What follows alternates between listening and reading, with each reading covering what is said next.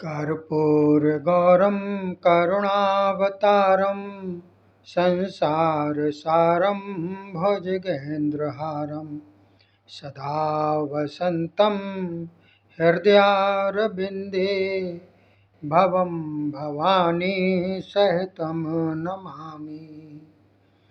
बोलिए शंकर भगवान की जय। बोलिए शिव महापुराण की जय। बोलिए हिंदू सनातन धर्म की जय। देखिए साथियों, विगत दिनों से मैं आपको शिव महापुराण की कथा सुना रहा हूँ। 9वां अध्याय तक सुना चुका हूँ। यह 10वां अध्याय है जिसमें देवताओं की स्तुति के बारे में बतलाया गया है।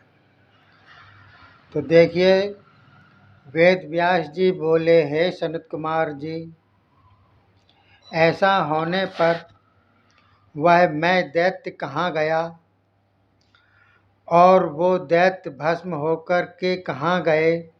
हे सनत कुमार जी, आप परम धन्य हो, शिव के परम भक्त हो, कृपा करके यह सुनाइए। श्री व्यास जी के इस प्रकार के वचन सुनकर सनत कुमार जी बोले, हे व्यास जी, आप पराशर महाज्ञानी के पुत्र हो, बुद्धिमान हो, सावधान होकर भगवान शंकर के दिव्य चरित्र का श्रवण करो। भगवान शंकर ने जब तीनों पुरों को भस्म कर दिया तो संपूर्ण देवता आश्चर्य करने लगे।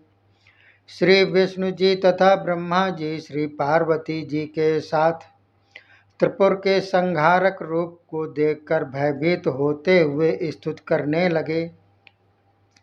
तब ब्रह्मा जी ने कहा, हे महादेव, रक्षा करो। आपने त्रिपुरों को दग्ध करके हमें कृतार्थ कर दिया है। आपके चरण कमलों में हमारी भक्ति हो, आप हम पर प्रसन्न हो। श्री सनत कुमार जी बोले, हे नारद जी, इस प्रकार की स्तुति से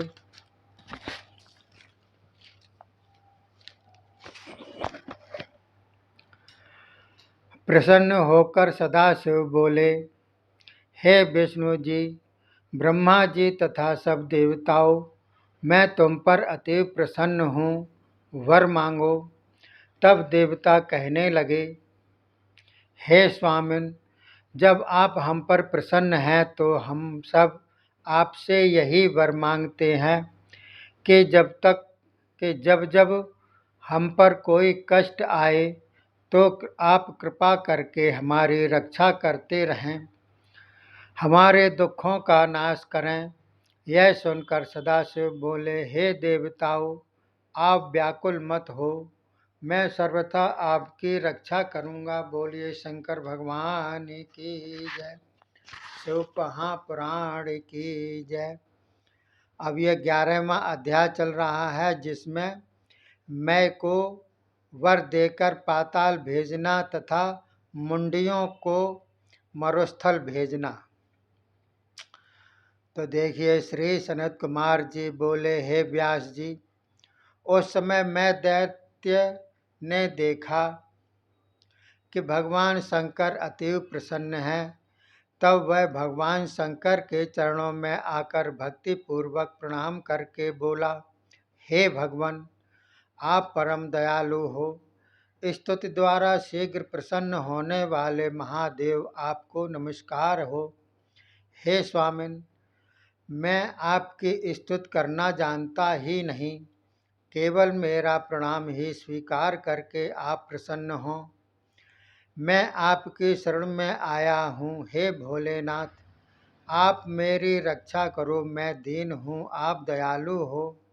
श्री सनत कुमार जी बोले, व्यास जी, इस प्रकार मैं द्वारा किए गए स्तुति से प्रसन्न होकर भगवान शंकर अत्यंत आदर के साथ मैं से बोले, हे मैं दैत्य, हम आप पर प्रसन्न हैं, मन चाहा वर मांग लो। यह सुनकर मैं बोला, हे स्वामिन, यदि आप मुझ पर प्रसन्न हैं तो आप मुझको अपनी भक्ति प्रदान करें। हे महादेव, मेरा असुरों के समान स्वभाव न हो और आपके भजन में ही मेरा मन लगा रहे। सनत कुमार जी बोले, इस प्रकार मैं के वचन सुनकर प्रसन्न होते हुए शिव बोले, हे दानव श्रेष्ठ मैं, आप धन्य हो जाओ, आपकी सब मन कामनाएं सिद्ध होंगी। आपको मन चाहे सभी वर दे दिए। अब आप मेरी आज्ञा से पाताल लोक में जाकर निवास करो, मेरा अरहनिश भजन करो, निर्भय रहो। श्री सनत कुमार जी बोले, हे व्यास जी, भगवान शंकर की आज्ञा सुनकर मैं प्रसन्न होकर प्रणाम करके पाताल में चला गया। उसके बाद मुंडे वहां आ गए। उन्होंने आकर ब्रह्मा विष्णु आदि देवताओं को प्रणाम करके कहा, कृपा करके अब हमें आज्ञा दीजिए कि हम कहाँ जाएं और क्या करें। हम लोगों ने भगवान शंकर के भक्तों की भक्ति हटाकर महान पाप किया है। अब हमारा किस प्रकार से उद्धार होगा, इसके लिए कोई उपाय भी बताइए। इतना सुनकर देवता बोले, हे मुंडियों, तुम लोग डरो नहीं, वह सब कुछ भगवान शंकर की इच्छा से हुआ है। तुम लोग सदा शिव के सेवक हो, तुम्हारी दुर्गति नहीं होगी।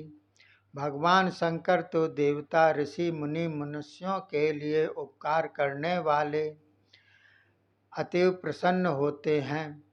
इस प्रकार के मनुष्य की कभी दुर्गति नहीं होती। हे मुंडजन, जब तक कलयुग का आरंभ नहीं होता तब तक तुम लोग हमारी आज्ञा से मरुस्थल में जाकर निवास करो, वहाँ गुप्त रूप से निवास करो। कलयुग के लग जाने पर फिर अपने मत का प्रचार करना। मूढ़ बुद्धि तुम्हारे मत पर चलेंगे। श्री सनत कुमार जी बोले, इस प्रकार मुंडजन आज्ञा पाकर नमस्कार करके मरुस्थल में चले गए। उसके बाद भगवान शंकर की विष्णु जी, ब्रह्मा जी एवं सब देवताओं ने पूजा की। तब सदाशिव श्री पार्वती जी के साथ प्रसन्न होते हुए वहां से अंतर्ध्यान हो गए। धनुष बाण रथ सब प्रकार के उनके अस्त्र सबके सब उस समय छुप गए। उसके बाद देवता ऋषि मुनि गंधर्व किन्नर नाग सर्प आदि भगवान शंकर का यश गायन करते हुए अपने अपने लोकों में चले गए। श्री सनत कुमार जी बोले, हे व्यास जी, इस प्रकार यह त्रिपुर के नाश का चरित्र है। धन धान्य यश आयु बढ़ाने वाला, स्वर्ग मोक्ष देने वाला परम पवित्र चरित्र वह मैंने आपको सुना दिया है। बोलिए शंकर भगवान की जय। शिव महापुराण की जय। अब ये 12वां अध्याय चल रहा है, जिसमें शिव का इंद्र को जीवन दान, क्रोधाग्नि को समुद्र में फेंकना बतलाया गया है। श्री व्यास जी बोले, हे सनत कुमार जी, अब हमें जलंधर दैत्य की कथा सुनाओ, जिसे भगवान शंकर ने मारा था, ऐसा सुनने में आया है। सूत जी बोले। इस प्रकार व्यास जी का कथन सुनकर श्री सनत कुमार जी बोले, हे व्यास जी, एक समय अपने गुरु बृहस्पति के साथ भगवान शंकर का दर्शन करने के लिए इंद्र कैलाश पर पहुँचे। उस समय इंद्र तथा बृहस्पति की परीक्षा करने के लिए भगवान शंकर ने दिगंबर रूप धारण कर उनके मार्ग में आकर रोक दिया। तब इंद्र तथा गुरु ने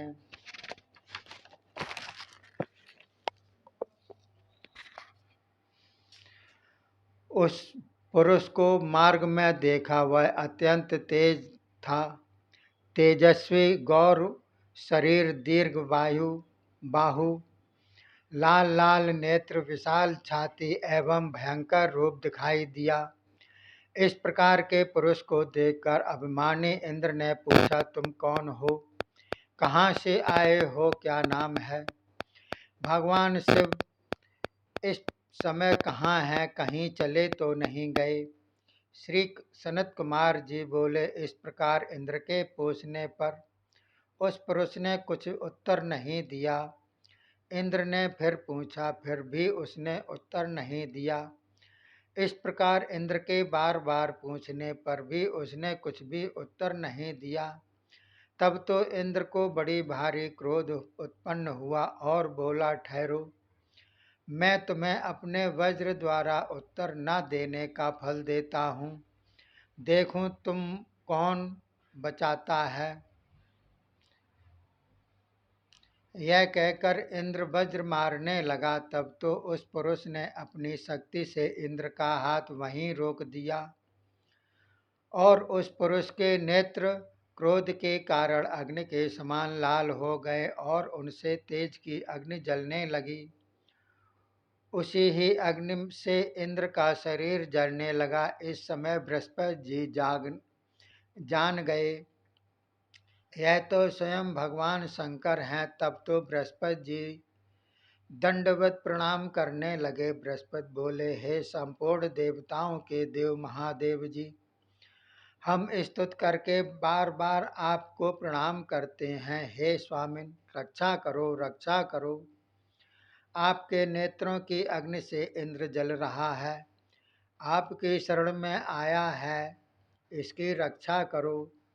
तब इस प्रकार बृहस्पति के वचन सुनकर मेघ के समान गंभीर वाणी द्वारा सदाशिव बोले, हे बृहस्पति जी, देव गुरु, मैं अब इस क्रोधाग्नि को रोकने में असमर्थ हूँ। सांप की उतारी हुई कैचुली के समान मैं इस फिर धारण नहीं कर सकता। तब भयभीत होकर बृहस्पति बोले, हे स्वामिन, आप तो भक्तों के ऊपर सदा दया करते हो, भक्त वत्सल हो, कृपा करो, इस अग्नि को वहीं कहीं दूसरी जगह पर फेंक दो, अपने नाम को सत्य करो, इंद्र की रक्षा करो।